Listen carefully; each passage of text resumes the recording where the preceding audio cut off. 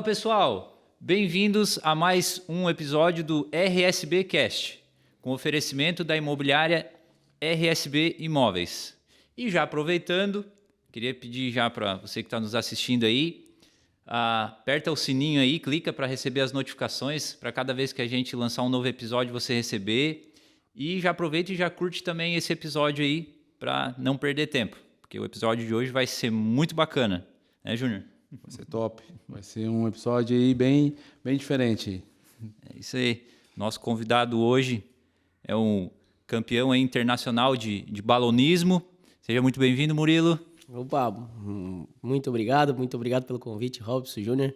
É sempre um prazer tá relembrando um pouco já de uma trajetória que não é meio breve, mas é bem bacana, né? E eu gosto de vir em programas como o de vocês, porque realmente eu acho que é um objetivo como o programa de vocês, que é inspirar um pouco mais do empreendedorismo e mostrar um pouco também da história, do que aconteceu, porque muita gente já veja hoje e acha que a gente não passa por alguns perrengues que todo empreendedor passa, né? Normal, né? É verdade. E o podcast é para isso, tanto para contar a história, para inspirar, como os perrengues também para preparar, para saber que não é fácil mesmo. Isso aí, né? na verdade, é bom a gente mostrar que a gente chegou lá mesmo tendo esses perrengues, porque na verdade só muda o endereço, né? Todo mundo passa. Então, Verdade. Mesmo se tu estiver passando aí alguma coisa, fica tranquilo, porque Tá no caminho certo. tá no caminho certo. Né? Se não passar por isso, analisa aí que tem alguma coisa errada, cara. Com certeza. Ô Murilo, para nós é uma honra estar te recebendo aqui, né? Como todo bom esportista, tu tem certamente aí a tua história no ramo do balonismo, né? Então eu queria pedir para ti, conta a tua história para nós, para quem não te conhece, poder te conhecer um pouco mais aí e a gente também aprender contigo e aproveitar. Obrigado, Robson. Então, na verdade eu venho de uma família, uma empresa familiar, né? A minha família, meu pai já vem de um ramo de postos de combustíveis, tem uma rede de postos que hoje tem mais de 50 anos, então já vem desde do meu avô. E eu sou com mais 3 irmãos. A gente trabalha desde os 12 anos Pode de falar idade. a rede de postos aí, aproveita. Claro, a rede Furnas, né?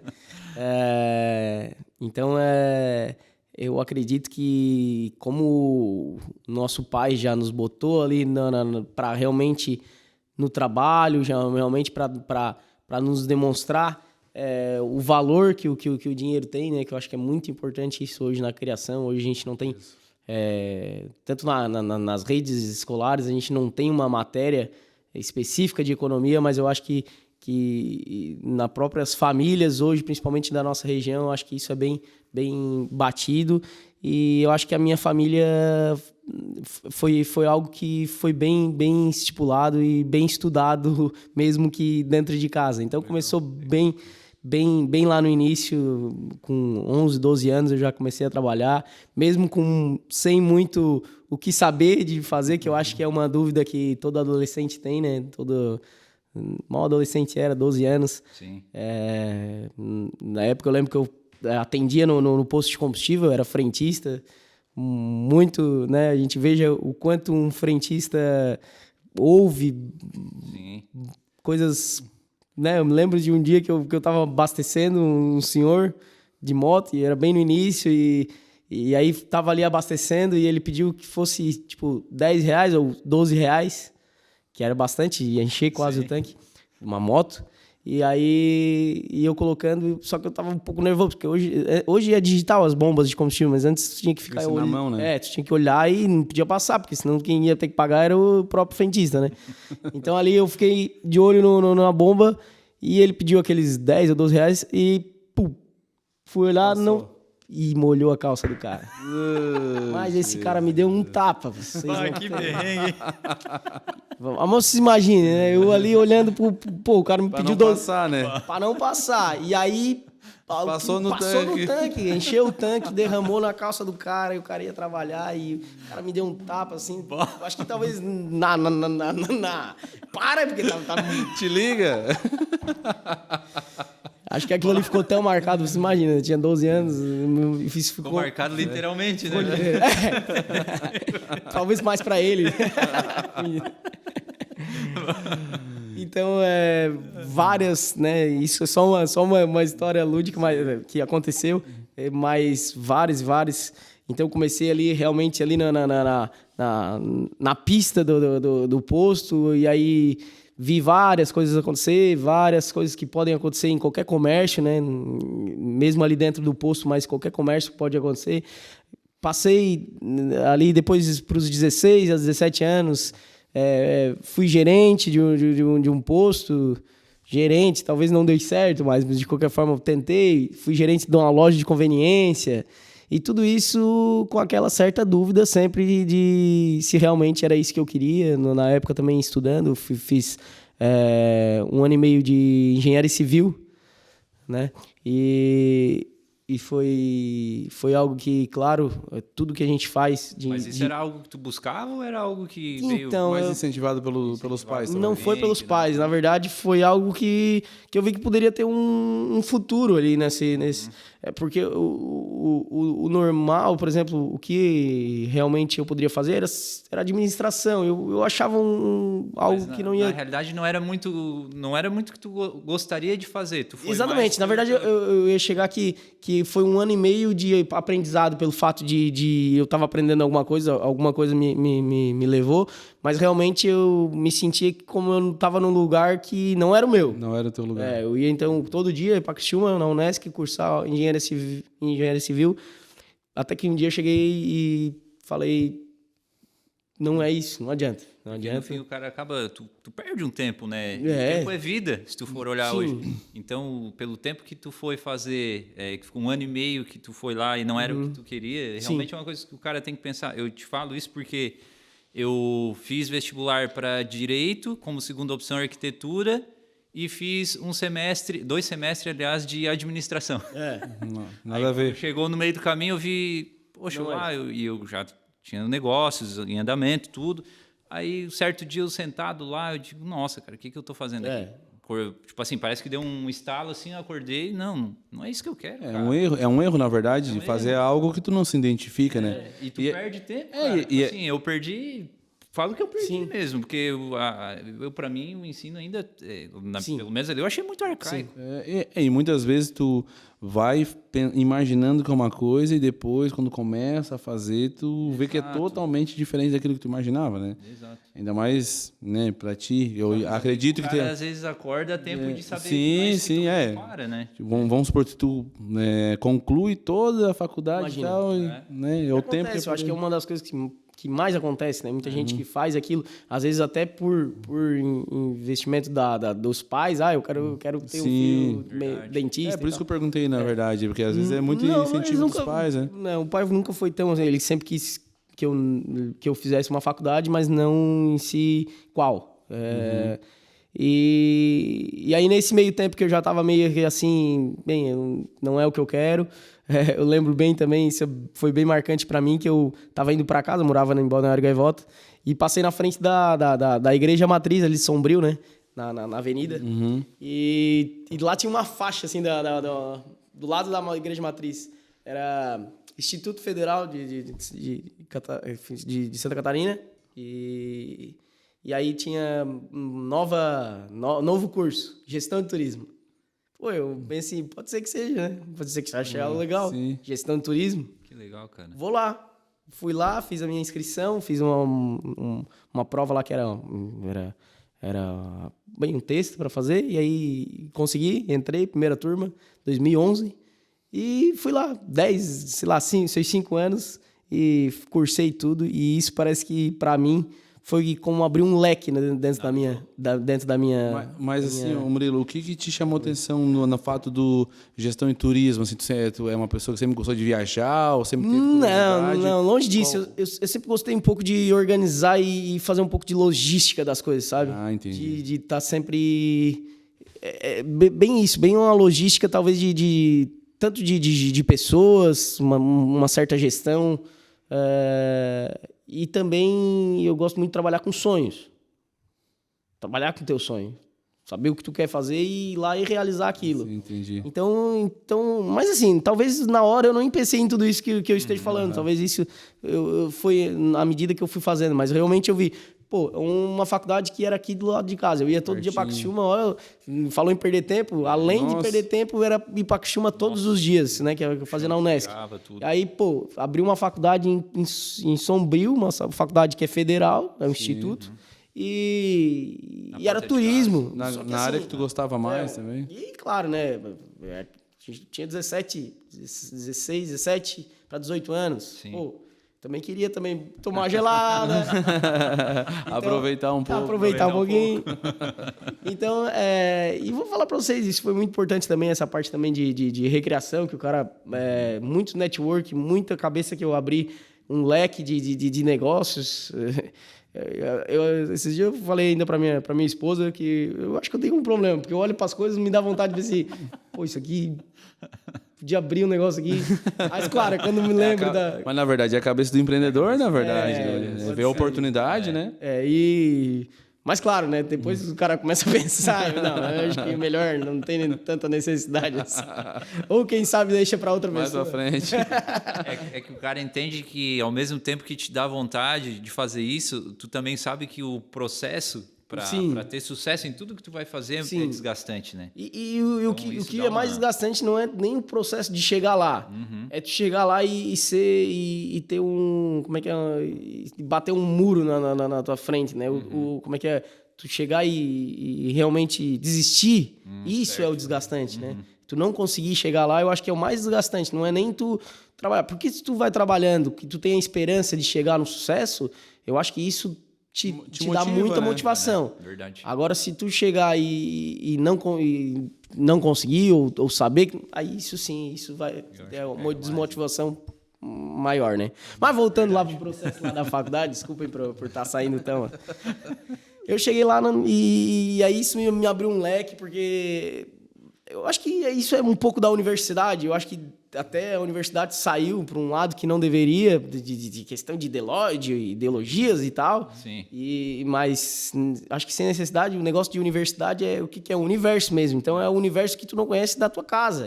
Isso me abriu portas, eu fiz várias viagens técnicas. Poxa. E as viagens técnicas, para mim... Eu tenho certeza que muitos colegas meus não conseguiram pegar um terço absorver um terço do conhecimento que eu ia, porque a gente ia fazer uma viagem técnica, por exemplo, para Nova Trento, um lugar bem bacana que eu gostei lá, e eu lembro que tinha não sei se ele era prefeito ou secretário de turismo, que o cara era um gestor de turismo muito avançado, assim, coisa Europa, assim. Por exemplo, ele fez um passaporte que o cara ia carimbando nos empreendimentos de todo mundo e chegava e ganhava um prêmio no final se tu passasse em todos. Então, assim, legal, umas coisas assim que parece uma coisa tão... né? Sim, verdade. Mas alguém foi lá e fez e é uma coisa... Tem alguém para executar, né? Então, assim, eu fui em viagens técnicas que a gente ia... na cozinha de alguns restaurantes, por exemplo, fui numa viagem técnica em Curitiba, que tinha um dos maiores restaurantes da América Latina também, se eu não me engano, o bairro Felicidade, não lembro agora o nome do restaurante, mas ele é bem famoso. Ele serve, 700 pessoas simultaneamente. É Madalosso? Madalosso. E aí a gente foi lá nessa cozinha, eu vi, meu Deus, como é que as pessoas fazem uma gestão. Potência, né?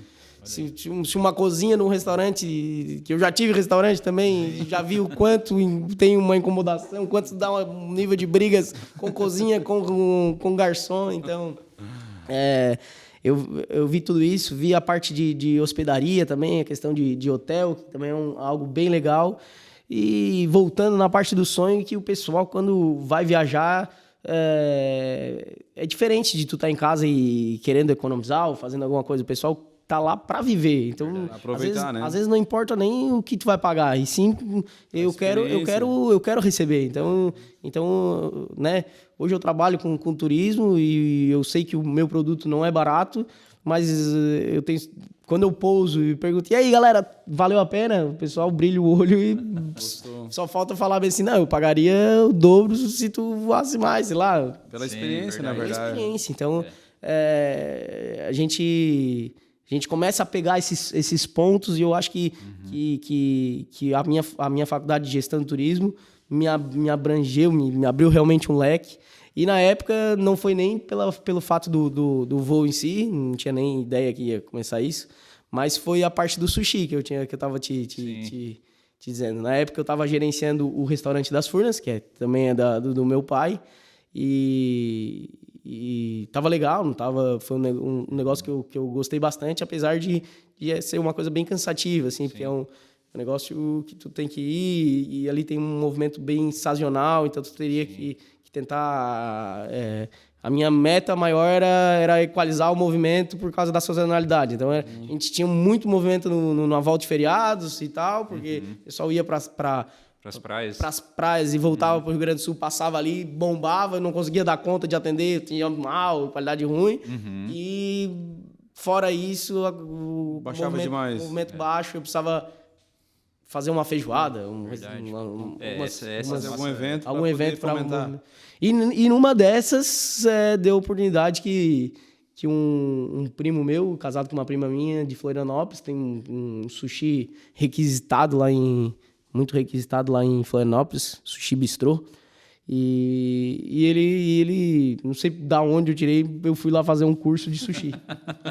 Nem imagino. Uma oportunidade, né? Provavelmente. Provavelmente, porque era algo que estava meio na moda, assim, porque não era uma coisa tão tradicional. Isso foi em 2013, por aí, eu acredito. Ainda mais para Sombrio, que é uma cidade pequena, né? Tipo, isso. Cidade grande, capital, beleza, né? Sim. Mas Sombrio, acho que nem tinha, né? Só que era um curso meio caseiro, não era um curso comercial, assim, de profissional, no caso. Não era um curso profissional, era um curso mais para casa. Mas eu fui lá e aí foi em Florianópolis, eu fiz o curso. Eu não gosto de sushi, nunca gostei de sushi. Essa é boa. O cara é sushi man e nunca gostou de sushi. Fui lá, fiz o curso, pessoal. Passei no mercado público de Florianópolis e trouxe para casa o peixe fresco, porque tinha que ser fresco, né? Sim. Então trouxe para casa, fiz o sushi e o pessoal adorou. Curtiu. Amou, porque o que valia mais no sushi era o tempero. E o tempero tava lá, o ingrediente estava lá. Não seria a mão, um toque final. Não, é aquele lá, faz igual que vai ficar igual. É claro, né? Meu sushi era muito feinho, esteticamente, era assim. Eu acho que não é fácil para montar. Não, mas não era isso. Na verdade, é porque o meu curso foi, sei lá, 8 horas de curso. Isso não é nada para um sushi man. E aí, claro, ali eu vi uma oportunidade porque aqui realmente não tinha.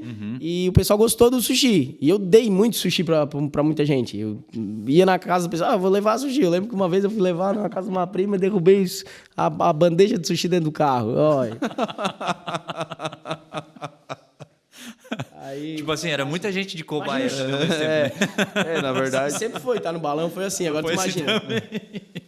Então, bastante gente recebeu. Eu peguei algumas pessoas influentes que gostavam, porque eu lembro que era pouca gente que gostava de sushi nessa época. E eu peguei algumas pessoas que gostavam e falaram, não, tá muito bom, até porque eles ganharam, então eles não iam falar que era ruim. Mas aí, depois de 1 ou 2 semanas, surgiu a oportunidade de eu pagar para esse meu primo para vir e me dar um curso aí sim mais profissionalizante. Seria um curso de 2 dias. E aí sim, aí ele pegou no meu pé, que aí tinha que ser esteticamente bonito e tal. Sim. Até porque o sushi dele lá é muito requintado, então assim, é pouco e bonitinho, sabe? Aquela comida bem... artesanal mesmo. Bem gourmet, né? Bem gourmetizada, assim. Gourmet. E aí sim, aí eu comecei a fazer os sushis lá no restaurante, onde eu era gerente, e aí comecei a ir mais pra cozinha, até porque alguns dias eu já tinha que ir pra cozinha. Eu lembro que o cozinheiro me deixou, tipo, no verãozão, que tava bombando, me deixou na mão, eu entrei pra cozinha e fiquei 2 meses trabalhando só na cozinha. Resumindo, tu puxou as mangas e foi... Sim. Foi fazer o que tinha que ser feito, não esperou por... Claro, tentei trazer uns, mas também o pessoal já no fogo ali é difícil de ainda mais temporada, né? Na temporada. Então, ali eu já estava agora no meio da cozinha e, inclusive, na minha faculdade, eu tinha um professor que era de A e B, que era alimentos e bebidas. E ele me auxiliava também um pouco nessa parte. E me abriu alguns leques, algumas ideias. E isso foi bacana também. E aí, então, nessa época, eu abri o sushi... eu fazia o sushi lá na MPM, levava pra MPM e colocava no Facebook, na época, não tinha nem Instagram.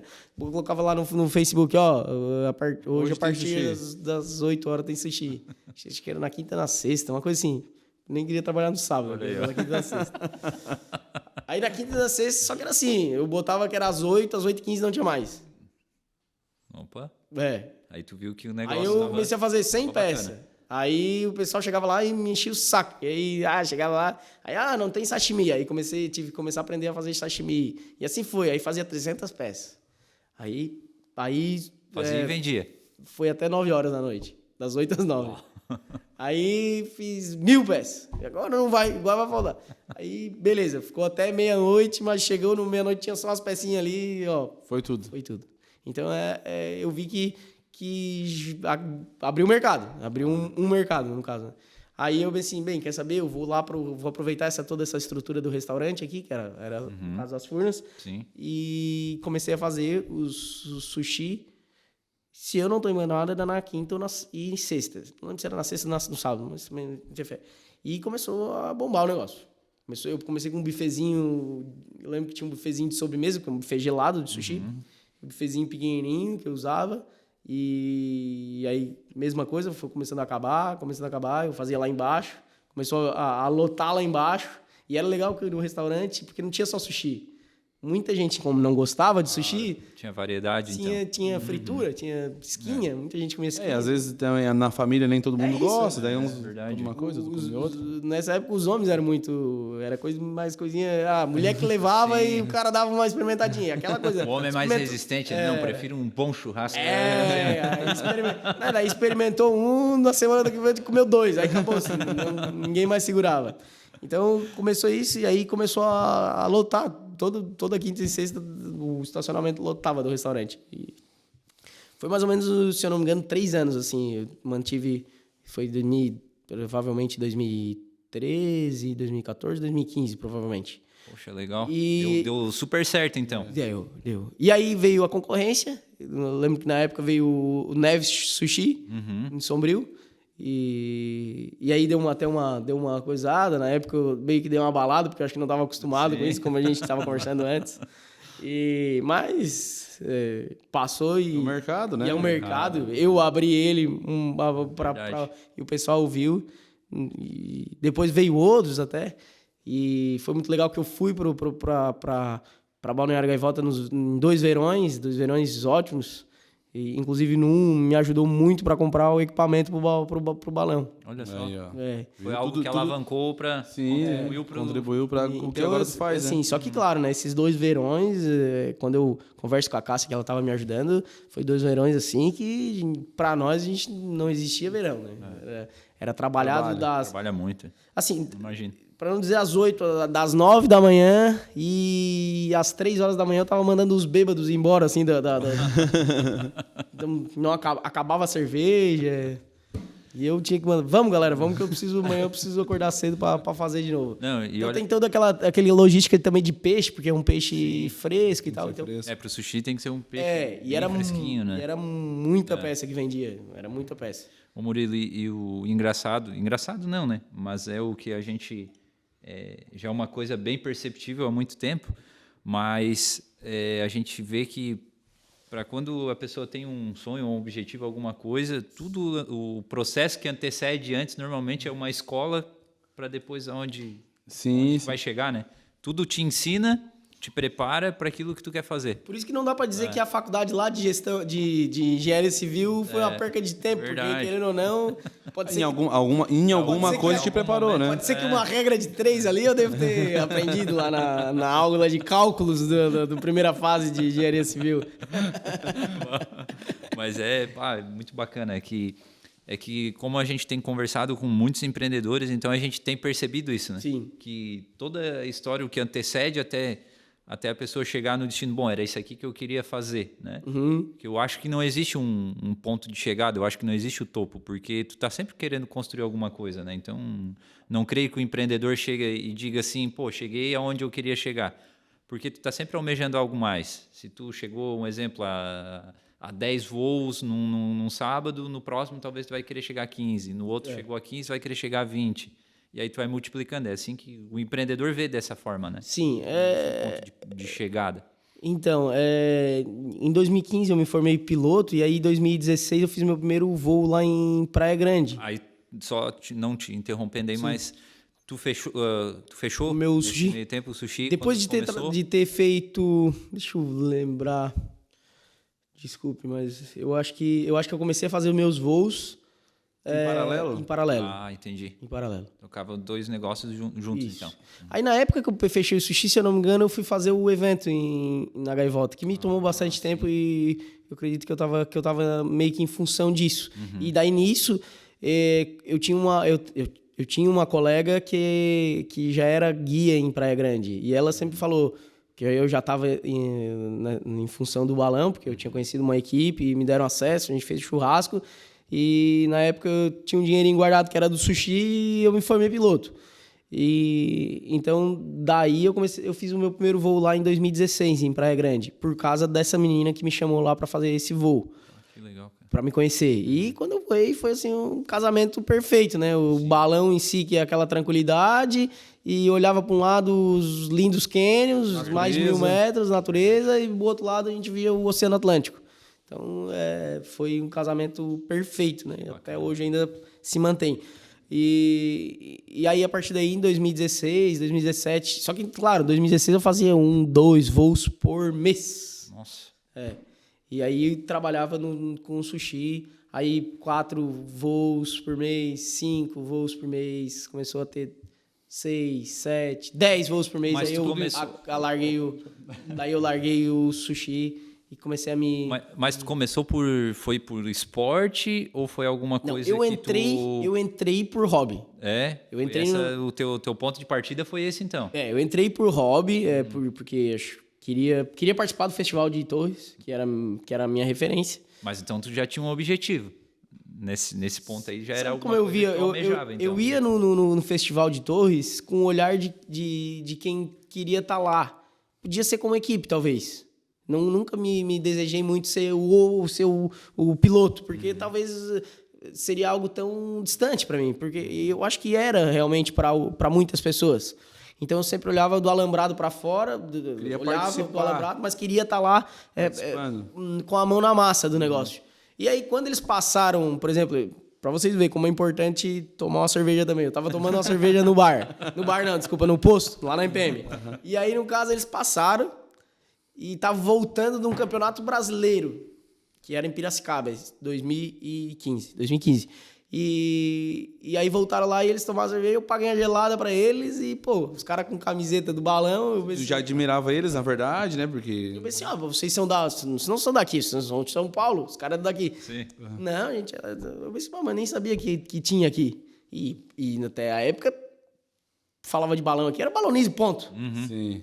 E então, daquela época, aí, na próxima semana, a gente comeu um churrasco junto, e aí surgiu a oportunidade, não, mas se tu quiser ser piloto, tu consegue.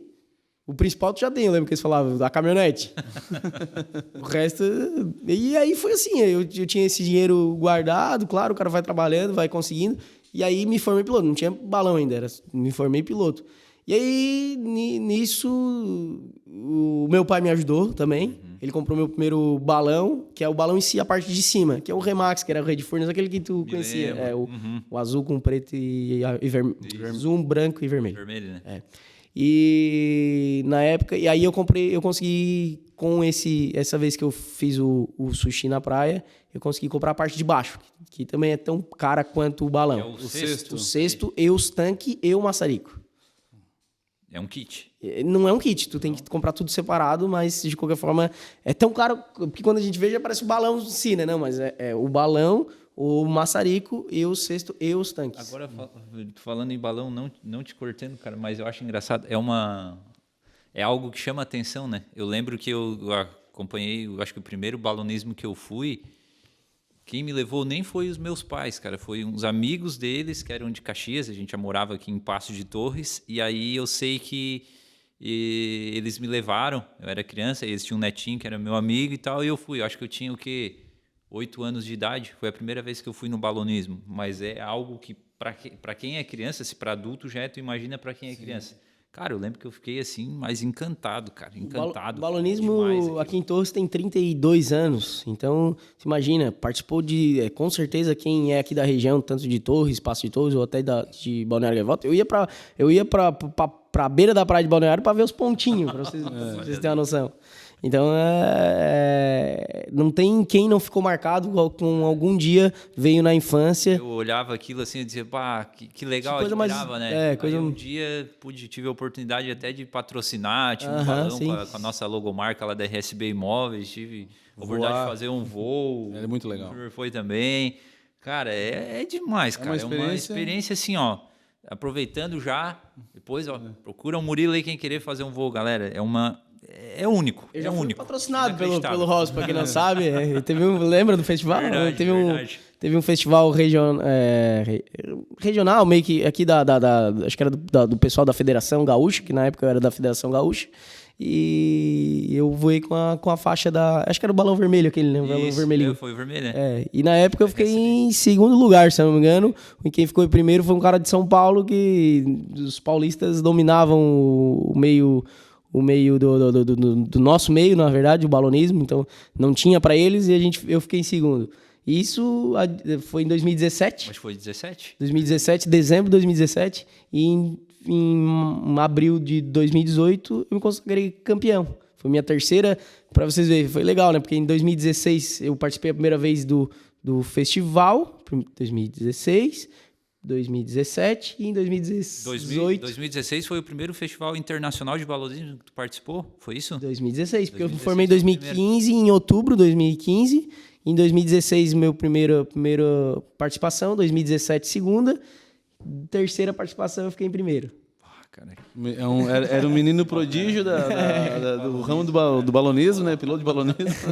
Realmente eu acho que foi assim, surpreendente, não só pra mim, tá, pessoal? Foi surpreendente pra todo mundo. E o mais legal... Já almejava, né, Murilo? Acho que dali diante, quando tu começou a fazer os primeiros voos, eu acho que tu viu que era aquilo que tu queria, e daí tu começou a almejar isso também, na verdade, assim... Quando eu comecei, por exemplo, que eu fiquei em segundo, por exemplo, nessa competição que era patrocinada da RSB, e eu vi que era possível, porque era só estudar. E eu aqui naquela época eu me comprometi em estudar. Focou?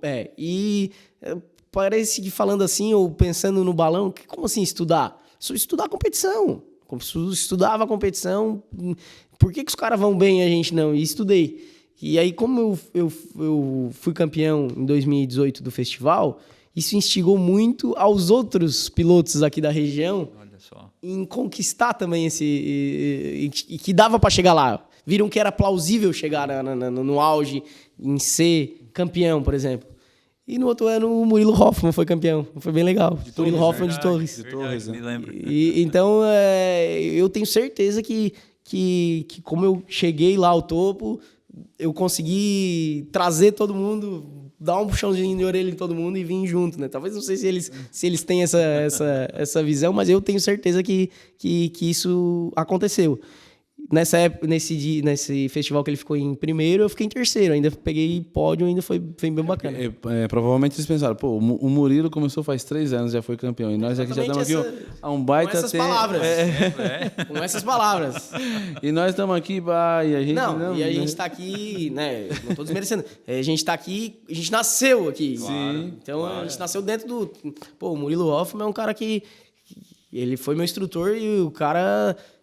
Desde muito pequeno ele desenhava balão no jardim de infância, porque ele nasceu e morou a vida toda do lado do Parque Balonismo. Parque Balonismo. Eu vi a história dele, cara, muito bonita a história. É legal. Não, muito show mesmo. De bola. Então, assim, ele respirou balonismo desde que nasceu. Eu tinha 3 anos de balonismo.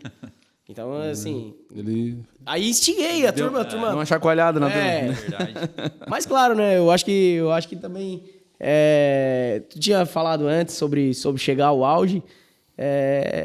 eu acho que ali foi um auge. Pelo menos na minha área, na minha parte assim de competição. Porque tu ganha destaque, né, Murilo? Isso. No ramo, vamos supor assim. Não. Pela minha empresa, pessoal, isso foi um... Né, hoje, se tu joga no Google, meu nome já tem. Nem sei se tem, mas deve ter, com certeza, pelo fato que eu já fui campeão. Então, assim, aqueles que iriam fazer o voo em Praia Grande, por exemplo, aquele que já tem o nome ali, que já foi campeão, já é um... Se torna uma referência, na verdade, né? A pessoa... com quem que tu vai voar? Não, tu vai voar com o Murilo, que já foi campeão do Festival de Balonismo Internacional de Torres, né? Então ajuda, né? Principalmente no começo. É um currículo, né? Então isso foi bem bacana. E a tua empresa, aí em 2018, tu já tinha a tua empresa? Já tinha. A Voe nos Canyons? Em 2016 eu fiz meu primeiro voo e fui engatinhando lá, né? Assim, não imaginem que eu cheguei lá e comecei a voar todo dia como hoje, não. Eu cheguei lá em 2016, fiz 2 voos por mês e foi engatinhando e foi dado muito perrengue, porque os outros pilotos do Brasil todo, inclusive aqui de Torres, quem via eu voando lá, quem veja daqui, parece que a gente está dentro do cânion e a gente é doido, porque lá não tem área de pouso, o vento rotoriza. Então o pessoal fala assim, tu vai matar a gente, tu vai... E não que realmente a gente ia matar, mas quando a gente não tinha experiência de conhecer lá, hoje a gente conhece cada morro, a gente sabe que o vento vai virar para um lado ou para o outro, vai subir e vai descer. Sim, agora, nessa época, eu pousei muito em granja de arroz, sujei muito balão, tive que contratar trator para levar a turma, assim, foi bem trabalhoso. Aí... Depois, assim... Até pegar o processo, né, do negócio, levou um tempo. Mas, assim, o Praia Grande já ainda não era um destino de balonismo exatamente por esse medo que o pessoal tinha por causa que era muito próximo aos cânions. Então, por isso que não tinha nenhum piloto lá voando. E aqui em Torres tinha já 15 pilotos. Hoje, sei lá, deve ter uns 40, mas de qualquer forma, naquela época tinha 15 e nenhum voava em Praia Grande. Eu comecei a fazer os voos lá, fui engateando e... Começou a explorar. E foi o pioneiro, né, e aí aquele Murilo, sistema, Praia Grande. A gente fez um sistema, né, voltando para a área do business mesmo. A gente fez um sistema lá onde a hospedagem ganhava dinheiro com a comissão, a agência que nos agenciava ganhava comissão e o operador do balão ganhava dinheiro também operando o balão. Então era quase que um circuito perfeito. E esse circuito perfeito durou pelo menos 4 anos e eu tenho certeza que foi onde deu sucesso Hoje Praia Grande é um dos lugares do mundo que mais se voa de balão. Do mundo. Ninguém acredita nisso. Uma cidade bem pequena, né? 7 mil habitantes. Projetada no mundo todo, né? Então... E esse sistema foi tu que criou na época, sim, então? Eu junto com a agência, tá? Eu junto com a agência. Inclusive, o valor foi o próprio agenciador lá que começou comigo, que ele colocou até hoje, é o mesmo preço. Não sei se ele tirou da cabeça dele ou se ele fez esse preço e é o mesmo preço até hoje. E isso foi bem interessante, porque a gente conseguiu fazer com que o pessoal gostasse de ganhar dinheiro, e de ver os balões, porque as próprias imagens do balão, ela se vende, né, com o balão e com os cânions. Verdade. Então se vendeu muito Praia Grande, não só com os cânions, e sim com o balão junto, que era uma maneira de ver os cânions. Mas, o Murilo, os balões, na verdade, colocaram Praia Grande no mapa, trouxeram uma maior visualização, e tu considera isso, digamos assim, tu acha que isso colocou Praia Grande no mapa? Em relação a turismo?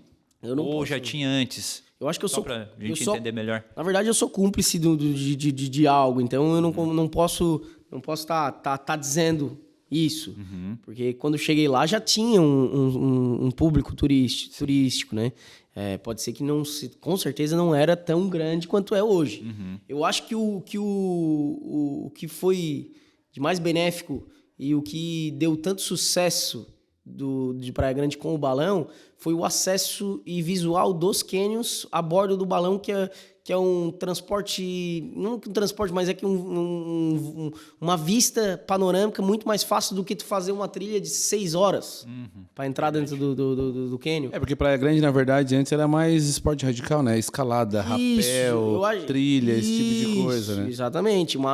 né, tem gente que liga o balão com esporte radical, mas não é um esporte de contemplação, é tudo muito tranquilo. É calmo, né? É calmo, exatamente. Então, assim, a partir do momento que tu faz um vídeo, né, e mostra o quanto é tranquilo um voo de balão, que ninguém acredita, se tu for quem não conhece, eles vão falar, não pode ser assim. E, cara, e aí eles vão lá e é tranquilo. Muito.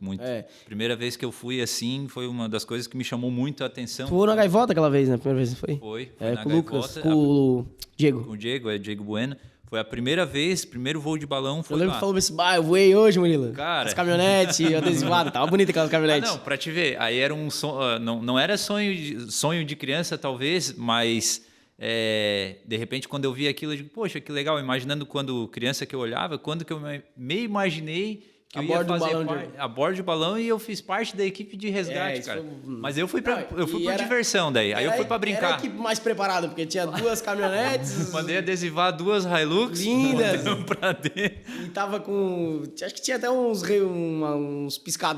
piscadeles nas caminhonetes. Cara, foi... Uniforme. Eu ganhei uniforme, acho que eu lembro que tinha. Foi top, a gente participei do evento ali mais pra me divertir mesmo, porque era um negócio legal. Apoiei de cabeça lá o evento desde o começo. Que tu fez lá, eu digo, tô junto contigo nessa, cara.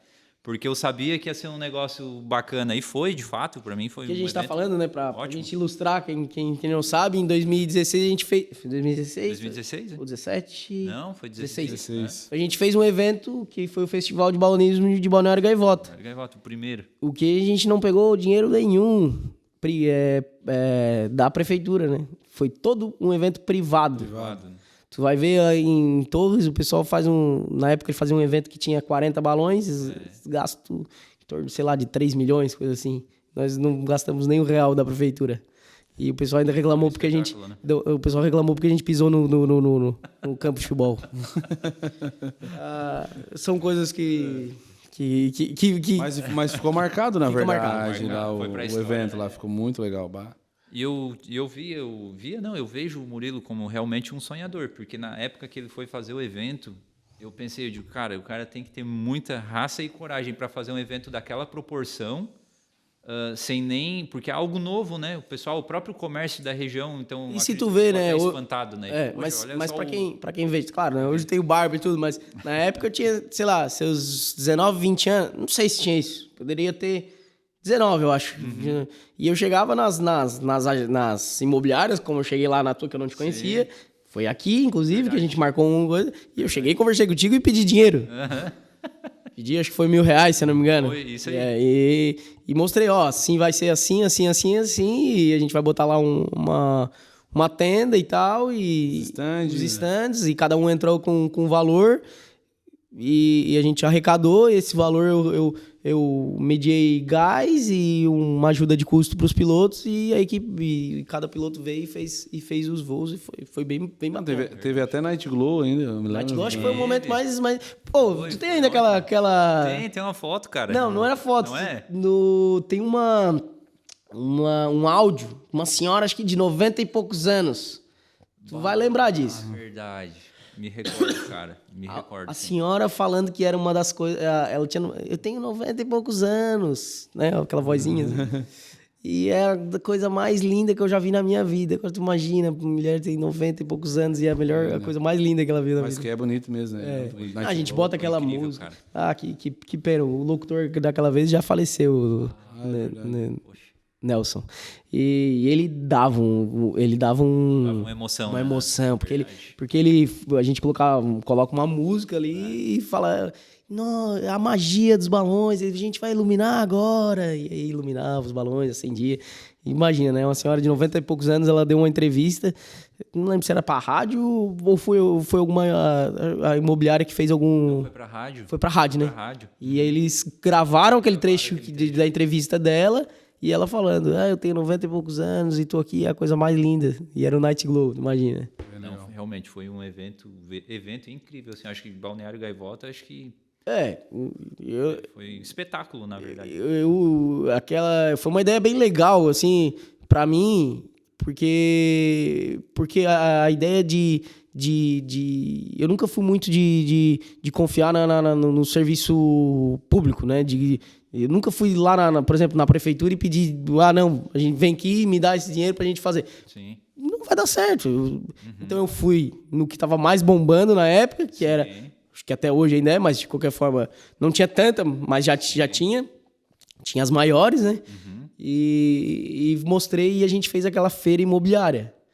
E eu não sei se até que ponto que deu algum resultado de venda, mas eu acho que poderia ter uma segunda para a gente ter, né, ser um pouco mais persistente na coisa. Até para criar uma cultura também. Criar uma cultura, talvez. E que pena que no ano seguinte, eu inclusive fui na Câmara de Vereadores e levantei a questão para fazer o segundo. Mas parece que... Aí eu acho que era ano eleitoral e aí eles não queriam nem saber como... Também, né? Aí, infelizmente, não aconteceu. Eu também já estava focado um pouco mais na minha empresa, porque, graças a Deus, foquei na minha empresa. Né? Isso aí acho que era até mais uma vontade... Não sei se sei de ego ou de... Para continuar o negócio, pra fazer dar certo, né? Mas, graças a Deus, foquei na minha empresa e deu certo, né? Hoje a tua empresa é a maior empresa de voos de balão ali de Praia Grande, isso? Então, hoje a gente tem mais de 30 empresas. Então, tem várias agências, né? Inclusive, na pandemia, foi onde deu um boom, assim, porque até 2019, até final de 2018, eu estava sozinho. Só eu voava. 2019, tinha eu e mais um piloto que veio de Torres. Nós estamos em 4 anos, tinha uma empresa. Em 4 anos, 30 e pouco. se criou mais de 30 empresas. Aí, isso que eu digo, na pandemia, as fronteiras do Brasil estavam fechadas. E todo mundo estava querendo dar aquela voltinha, viagemzinha, e que estava com o dinheiro guardado. Viagem interna. Tava com medo do Covid. Praia Grande estourou.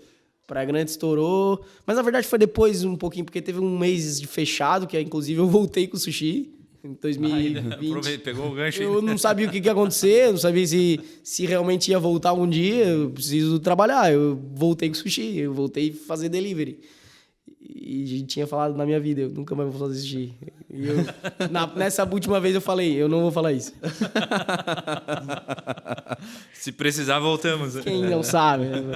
Então, em 2020, ali, quando teve a pandemia, eu fiquei esse mêsão sem voar, porque tava tudo fechado, não podia nem andar na rua, né? E aí, aos poucos, eu lembro que aí a prefeitura de Praia Grande estava querendo fazer a quarentena, não podia nem andar na rua. A gente foi para Mampituba, foi para Três Forquilhas, não, Morrinhos do Sul. Morrinhos do Sul, Três Cachoeiras, Dom Pedro de Alcântara. Não, na verdade, Morrinhos do Sul ali, que é do lado de Mampituba, fazer os voos pra gente não ir pra Praia Grande, porque eles já estavam vendo com maus olhos, porque a gente tava trabalhando. Sim. Mas, pô, todo mundo tem que trabalhar. A gente tava fazendo as medidas de tava com as medidas de segurança, né? De sanitárias, no caso, né? E tem que trabalhar, pô. E aí... E tinha gente, né? Tinha turistas querendo.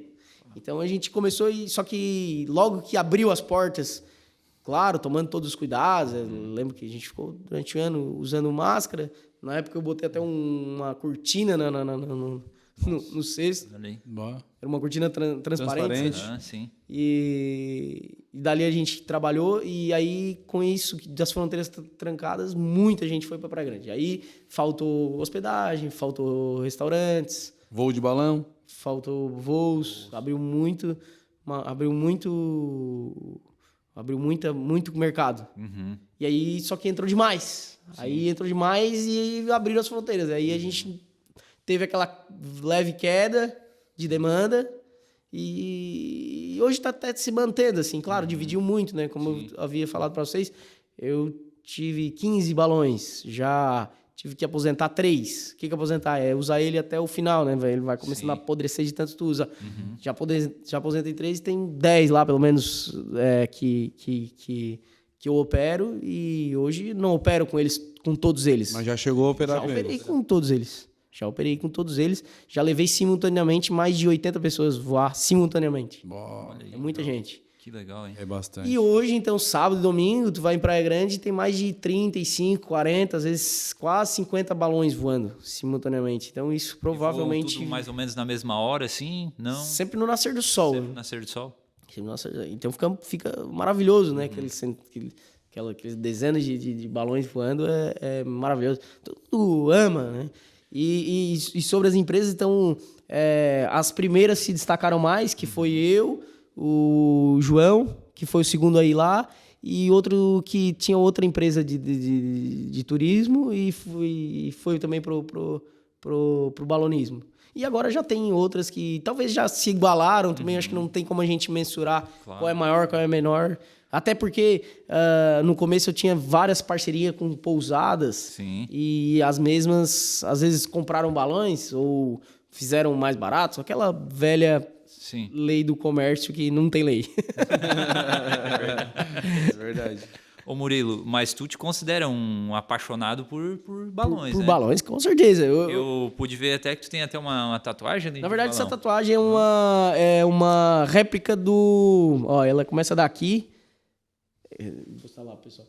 Ela começa daqui, é uma musa, né? É a musa dos ventos. Como se fosse uma deusa. E é uma representação do troféu que eu ganhei em 2018 no Festival de Torres. Que bacana. Então é uma... Fez uma tatuagem pra te relembrar sempre disso aí. Exatamente, porque eu acho que foi o ápice ali, pelo menos dessa parte de competição, eu acredito que tenha sido. Que bacana. Ô Murilo, e como enfim, apesar de ser um esporte, né? Assim, algo que tu gosta, né? Mas em tudo isso a gente sabe que tem dificuldades também, né? Então, assim, em relação ao futuro do balonismo, o que tu imagina na região que tu atua, principalmente onde tem tua empresa hoje, Praia Grande? Falando em dificuldades, né? Praticamente quase todos os dias eu ouço que o meu trabalho é o melhor trabalho do mundo, né? Olha aí. Imagina, os caras vão lá voar, né? De manhã cedo e veja aquela beleza, aquele sol nascendo, aqueles lindos cânions, a gente tá ali do bordo de um balão. Mas ninguém veja a responsabilidade que eu tô levando 20 pessoas na minha mão, 20 vidas. 20 vidas, Então, que tem histórias, que tem familiares e tem tudo isso. Sim. Então, eu acho que a parte mais pesa é realmente essa parte de responsabilidade, sabe? Quando eu tinha a minha empresa, que ela estava um pouco maior, talvez eu não teria tanto controle quanto hoje eu já me prezo mais. Talvez porque eu já sou pai, né? Meu filhotinho tem 2 anos e meio. E acho que hoje eu prezo um pouquinho mais... pela segurança, não preciso ser tão grande quanto né, eu almejei já algum dia e já cheguei lá. Eu acho que talvez um pouco menor seja até mais importante, porque eu acho que a maior dificuldade é a imagem da minha empresa. Sim. De acontecer alguma coisa, como já aconteceu alguns incidentes já na Praia Grande, inclusive com um dos meus balões, e foi uma época que eu acho que a minha empresa chegou a, quem sabe, colapsar. Mas eu vi que, na verdade, não é ela que queria colapsar. Era a cabeça dela, que era eu, basicamente. Então, quando a gente se vê no nosso negócio regredindo, eu tenho certeza que não era o negócio em si, e sim eu, que talvez estava com medo de acontecer, o que poderia acontecer, ou talvez daquela história toda que eu tinha lá para trás, num acontecimento poderia ser. Não era eu que estava no balão, era um outro piloto, não importa. Era a minha empresa. É o teu nome, na verdade. Era o meu nome. Né? A minha empresa, ela já foi meus balões são todos idênticos. Isso não existia no Brasil. Isso eu comecei. Hoje, todas as empresas lá, cada empresa faz o balão igual. E eu comecei com isso. E por um lado é bom, só que num acontecimento desse, a pessoa marca a cor do balão. A cor do balão. Mas é claro, né? Algo que aconteceu, hoje Praia Grande tem mais de 17 mil voos. Parece que eles fizeram uma contagem perto disso. Nossa. E tu imagina, aconteceu 2 vezes, 2 incidentes, se eu não me engano. Então é muito baixa a ocorrência, né? Claro. E como eu vim de carro até aqui, poderia ter caído no buraco daquele É que na verdade o que dá notícia não são os aviões voando, são os aviões que caem, né? Na verdade, né? Mas é boa. E a quantidade é bem maior, né? É, muito maior. Mas que bacana.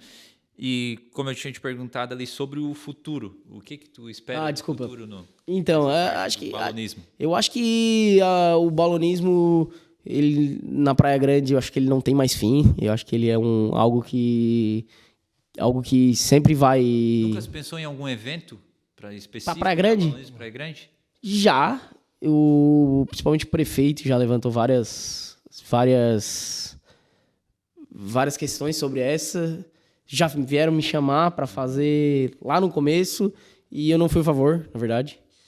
Principalmente hoje não seria. Pelo fato que hoje, todo sábado e domingo, principalmente, é um evento para a cidade. Já tem 40 balões voando. Perfeito. Mais do que qualquer outro lugar. Eu acho que talvez um evento seria bom na Gaivota pra... Entendi. Outro puxar pra lá, exatamente. Agora acho que que na Praia Grande, todo final de semana é um evento. É isso que acontece. Não final de semana, eu vou todos os dias. Todo dia tem Vai 10 que balões, mano. Tu quer ver balão, vai pra Praia Grande, de manhã cedo vai ter balão. Hoje, à tarde, lá de casa, eu vi tinha 4 balões voando em Praia Grande. Eu comecei o negócio, não tava voando, mas tinha 4 balões lá voando. Então, assim, eu acho que um evento, não sei até que ponto que valeria a pena, né? E nem como seria a questão de participação, porque eu precisaria cuidar da minha empresa. Então, eu estaria voando para minha empresa, não estaria na competição em si. Perfeito. E hoje a gente tem competições quase que semanais. Quem quer seguir essa parte de esporte, realmente, hoje eu sigo mais como um comercial mesmo, né? Uma parte mais... Mas tu também já participou de campeonatos? Campeonatos fora... Tu Fora já rodou todos. pelo mundo, na verdade, né? Já, eu te acompanho ali no Instagram, eu vejo ali que tu... Aí eu foquei numa parte que não é tão competição, mas é mais conhecimento também de mundo, principalmente. Eu tenho um balão Special Shape, que é meio que um cartoon, né? Um desenho, um balão desenhado, que é uma bruxinha. Sim. E aí ela é contratada por alguns eventos no mundo para a gente deslocar com ela, ir lá e fazer alguns voos, demonstrar ela. Que legal. E isso é bacana, porque eu já conheci o México, os Estados Unidos, Taiwan. Taiwan, para mim, me surpreendeu muito. E posso ir para muitos outros eventos onde eles... Que bacana. Agora que tá voltando, na verdade... O balão te proporcionou isso aí. E agora que tá voltando, na verdade, depois da pandemia, todos esses eventos, até por isso esse ano eu tô meio parado, mas... Tu não participou do campeonato de Torres esse ano, não? Não participei. Não participei. Precisei ficar na minha empresa. Até porque, por saúde dela, eu acredito que eu precisei ficar lá. Se eu não me engano, foi um feriado. Foi o 1º de maio, se eu não me engano. Então, eu precisava estar lá porque era um feriadão e até eles mandaram o convite, é claro, como era campeão. Eu liguei pro organizador, falei, infelizmente eu não vou poder. Queria muito estar aí, fiquei lá de vez em quando olhando os balões lá. Meus 2 irmãos estavam voando. Sim. Né, pra quem não sabe, os meus 2 irmãos hoje são pilotos também. Então, na família, todo mundo virou balonista. Balonista que fala? Balonista. Eu lembro que quando eu entrei mas quando eu ia pro Festival de Torres, eu escutava algumas famílias tradicionais. Até hoje são tradicionais, né? Tipo, família Chemin. São o pai e os 3 filhos, se eu não entendo, ou até 3 ou 4 filhos. Todos eles pilotos. Então, a família tradicional né? Tem algumas famílias. Eu acho que hoje a minha família pode ser que seja tradicional do balonismo. Só que é o contrário, né? Porque eu sou o mais novo. Geralmente é o pai que vai trazendo os filhos, né? Foi eu e aí depois meus irmãos mais velhos. Foi uma paixão que foi vindo... Ao contrário. E eu vi que teu filho já provavelmente vai ser um apaixonado, não né? sei se ele quiser. Eu incentivo, né? Mas vou incentivar ele a qualquer coisa que ele quiser. Se ele ser um apaixonado por qualquer outra coisa, ele gosta muito de carro também, né? Mas, de qualquer forma, tem 2 anos e meio, então tem muito tempo ainda pra Pode ser que seja um esportista também, né? Porque tu é um esportista, tu faz de tudo um pouco, né? Pode não gostar, mas eu não sei. Pode ser, tem tanta coisa pra ele... Mas eu sempre vou incentivar, né, ele, né? Eu prefiro que ele esteja lá comigo vendo toda a função, e ele gosta muito de estar em função, né? Claro que nesses dias frios não levo ele, mas alguns quando é à tarde, provavelmente, geralmente eu levo ele e ele tá sempre lá comigo e surpreende geralmente também os turistas, né? Porque um menino de 2 anos ali metido, inflando o balão. Legal. Que legal. Vamos ver que monstrinho que eu tô educando, não sei se é bom ou ruim. Vai ser bom, com certeza. Vai seguir o exemplo dos pais aí, sem dúvida vai ser um ótimo piloto, se quiser. Claro. Ô Murilo, eu queria te pedir para te deixar um conselho para aqueles que estão querendo começar hoje, não só vir a ser um balonista, mas em qualquer outro ramo que queira empreender hoje. Qual é o conselho que tu daria como empreendedor? Porque tu teve vários negócios no decorrer da tua vida. Tu é um cara jovem, né? Mas tu já fez bastante coisa, já empreendeu em vários ramos. Qual é o conselho que tu deixaria hoje? Então, não vim preparado com essa tua pergunta. Vai me pegar desprevenido. Não. Eu tô brincando, não tem como não falar que eu acho que a perseverança é uma palavra-chave, né? A gente veja por várias biografias de vários empresários muito bem-sucedidos que a gente veja o quanto eles já falharam, né? Antes de conseguir um sucesso. Né? Dizem, não sei se é Facebook, mas essas startups que criaram, que a grande maioria fizeram centenas de aplicativos que não deram certo até ter aquele que acontece. Emplacou. Então eu acredito que nada é perca de tempo, até nem a faculdade, aquela que tu acha que não é, alguma coisa tu deve ter tirado de bom de lá, e eu acho que, né, não é querer explorar as pessoas, mas sempre quando tu for, ou até um amigo ou qualquer relação com uma pessoa, tenta instigar as coisas boas daquela pessoa, principalmente talvez por questão de didática ou de relação mesmo, como aquela pessoa conversa. Eu quando eu converso com um vendedor, eu chego a dar os parabéns, eu penso assim, eu vou comprar porque... E diz que é errado, né? Diz que o vendedor é ruim quando a gente veja que ele é vendedor. Mas eu acho que eu tenho um certo tique que eu quando eu vejo que ele é bom, eu penso assim, realmente, ó, eu vou comprar porque posso até pagar mais caro, mas tu tá muito preparado.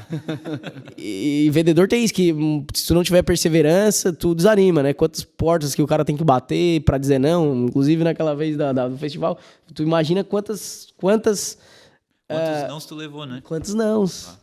E me desanimava, mas eu ia pra casa, o que eu tô fazendo aqui, né? Tu imagina se eu chegasse em casa, né, que, pô, querendo ou não, a gente tem uma empresa familiar que ela é grande, hoje a gente tem 27 postos de combustível, então, sei lá, 250 colaboradores, uma empresa gigante, eu chegava pro pai, pô, eu fui lá pedir R$1.000 pro pessoal e eles não me consideram. Os caras riam de mim. A gente ri aqui, mas... Naquela época se tornou um vendedor, na verdade, né? Foi exatamente. Vender a ideia do onde eu vi que eu não queria ser vendedor. Não é fácil. Eu preferia contratar alguém para ser vendedor e pagar. Foi onde eu preferi pagar a agência. Ganhei menos, mas... Mas pegou a caminhada, né? Foi. Não, mas isso aí é muito legal. Porque, na verdade, ô Murilo, eu acho... Isso é uma coisa que eu admiro muito em ti, essa tua humildade que tu tem. Desde a primeira vez que tu foi me procurar, sim. Eu entrei de cabeça junto contigo no processo ali, porque eu já sabia que não tinha como dar errado, né? Sim. O fato de eu sempre acompanhar o balonismo de Torres. Então, eu sabia que era, na verdade, uma oportunidade que estava indo para Balneário Gaivota. É lógico, tu precisa ter visão de negócios para te enxergar isso, né? Alguém com a visão míope não vai conseguir ver isso, obviamente. Mas eu, como já conhecia bem o processo, como funciona o balonismo, eu digo, cara, vai ser sucesso, certo. Eu lembro que foi logo que tu tinha aberto a tua filial lá. Sim, verdade. Então, assim, não tinha como dar errado. Tua marca. Não tinha como dar errado. E, de fato, deu muito certo. Foi legal. O primeiro evento foi maravilhoso, cara. Legal. Eu fiquei, assim, muito feliz com o resultado que a gente teve, a visibilidade que trouxe, né? Para nossa empresa. A gente envolveu um pouco também, eu lembro que a gente envolveu um pouco também as escolas, teve apresentação de escolas, foi bem bacana. Né? Não, foi muito legal.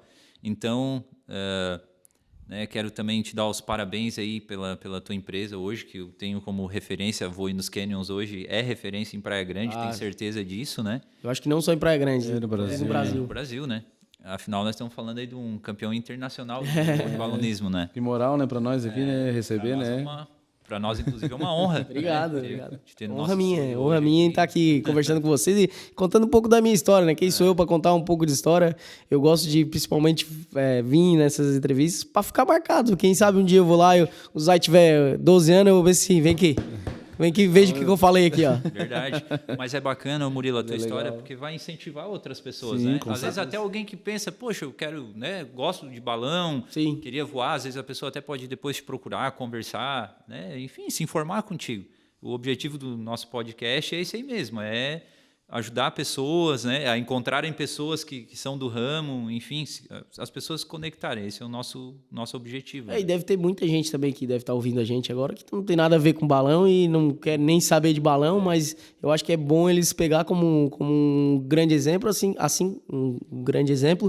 como eu peguei muitos que não tinha nada a ver com o meu negócio, né? Eu saí lá da bomba de combustível, que molhei o cara lá e vim para voar a mais de 1.000 metros de altura. Mas eu acho que é incrível isso. Só que se tu for parar para te pensar... Uma escadinha. Um exemplo. É uma escada. E eu acho que todo assunto, na verdade, ele acaba sendo importante. Sim. Porque às vezes vai ter alguma coisa na tua experiência, na tua jornada, sim, que vai ajudar alguém. Sim. De repente, pode ser não especialista, a pessoa que está assistindo agora não é especialista em balão, sim, mas alguma coisa, com certeza, ela vai aprender. Com certeza, tem que agregar, alguma coisa deve agregar e o conhecimento ele só é útil quando a gente consegue compartilhar ele, né? Verdade. Aí, se a gente guardar o conhecimento e um pouco da experiência que a gente tem com vendas, como vocês têm muito mais, e talvez com turismo que eu tenha, eu acho que a gente vai só fechando. E quanto mais a gente abrir, mais tudo vai evoluindo. O ser humano vai evoluindo. Essa é a nossa tendência sempre. Com certeza. Legal, cara. Muito bacana. Então tá, a gente vai se encaminhando então pro final aí do nosso podcast. Mais uma vez, cara, uma honra te receber aqui. Obrigado. É sempre bom estar recebendo os amigos aqui, né? A gente se conhece já há algum tempo de alguma coisa, com certeza a gente esquece, né? Não, mas já foi uma aula, eu acredito. Muito show, né? A cada lugar que a gente vai, o cara vai contando e vai lembrando de uma coisa, vai esquecendo de outra e assim vai indo, né? Mas é bem bacana. Mais uma vez agradeço a vocês. A RSB eu acho que é uma das grandes... uma grande evolução aqui também para Bela Torres, né? Valeu, obrigado. Eu acho que Bela Torres, na época dos anos 90, foi um grande potencial, assim, quando o pessoal olhava assim com os olhos, não, quem tem um terreno lá hoje ficou mais acessível e mesmo assim, né, a gente está evoluindo de uma forma correta, bonita. E hoje, se quiser fazer algum negócio, eu acho que está em boas mãos. Opa, obrigado mesmo. A gente faz o melhor, procura sempre fazer o melhor possível. Tenho certeza disso. Então tá, Murilo, mas assim, para quem quiser te procurar, como é que o pessoal te acha ali nas redes sociais? É só botar lá no Instagram, @voe_nos_canyons, underline é o espacinho ali embaixo, tá, pessoal? Só para conseguir... Canyons com Y? Isso, com Y, em inglês. Tá. Ou o meu próprio Instagram, que é @Murilo_Pilot, que escreve com I, Pilot, né? Perfeito. E aí, com certeza vai achar. Pelo meu nome, vai achar com certeza. Pelo Voe nos Canyons, talvez tenha outras, inclusive alguns golpes ali. A nossa tem 80 e poucos mil seguidores, então vocês vão ver por aí. Mas tem vários, né? Hoje em dia...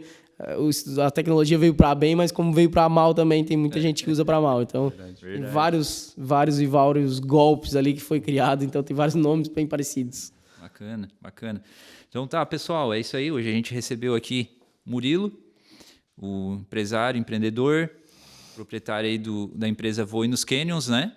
E com isso a gente se despede. Eu sou o Robson Baltazar, quem quiser procurar no Instagram ali é @RobsonBaltazar, o Júnior. Meu Instagram é @EuSouJuniorSilva. E se você chegou até o final desse vídeo, não esquece, né? Deixa lá o like, se inscreve no canal, comenta, fazer uma pergunta pro Murilo, a gente vai estar repassando. Fica à vontade. É isso aí, então. Valeu, brigadão. Foi um prazer. Obrigado, pessoal. Obrigado por ter ficado aí. Escutado uma hora, um pouco da Tamo história. junto. Valeu, obrigado. Valeu, abraço.